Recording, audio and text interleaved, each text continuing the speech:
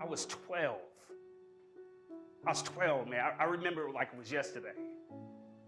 Word up, I remember it was yesterday because I just got home from school and I got the mail, right? I got the mail and I looked in the mailbox and it was a letter from Notre Dame University, right? And when I was like, man, this is that moment. This is that moment. And nobody else knew what I was thinking about. Nobody else knew what I was thinking about in my mind, but I was like, yo, this is that moment. So I got this letter, I ran to the porch, and I knew my father would come home, right around 4:30. And I was sitting on the porch. And if you know anything about me and my dad, we was cool, but I couldn't even call him, I couldn't call him dad. I couldn't call him, I had to call him Nate. Right? That was his name. I couldn't call him dad. Why? Because he had a family on the other side of town. And so me and my siblings had to call him Nate because I really didn't want to get found out about.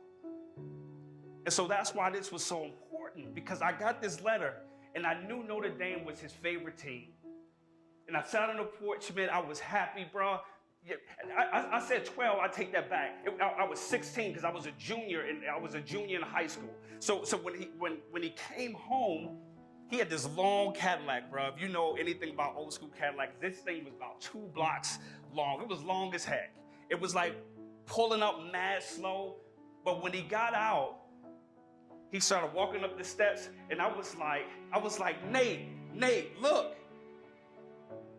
And he was like, what is that? And I said, look. And I gave him the letter. And he looked at it. And he looked at me. Howes, you should have saw the way he looked at me. Like, he looked at it and he looked at me.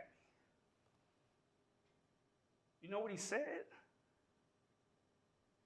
You too small. Bro, crush me. I was looking for that moment for him to validate me. Have you ever wanted somebody to validate you and then they just rejected you? I'm talking about my daddy, supposed to be. You already wouldn't let me call you dad. You didn't want to give me no identity, and here was a moment. Bro, you missed it. You fumbled, bro. You fumbled. And I keep it 100. My dad is still alive. I'm the only one that called him dad today. And I did it because I really just wanted to call him that. But every time I say it to him, bro, it's awkward. It's not natural. It's not natural. But I knew that I wanted to break the trauma and the chains that I was being held captive in. And that's why I work with men today. That's what I do outside of speaking. That's one of my organizations in the Flint area, is that I restore relationships with children and their fathers. That's important to me. And so I had to work on my own trauma while I'm trying to build somebody else up. Remember this, man. You never want to be a public success and a private failure. I'm going to say it again. Never be a public success, but a private failure. I don't want to come up here and tell you to reach your limits and to be the man that you were created to be. And I'm not being the father that I'm supposed to be. I'm out there, dogging my wife. I can't tell people how to live their best life, but I'm going to be honest. I'm going to tell you, it's still a struggle in certain areas.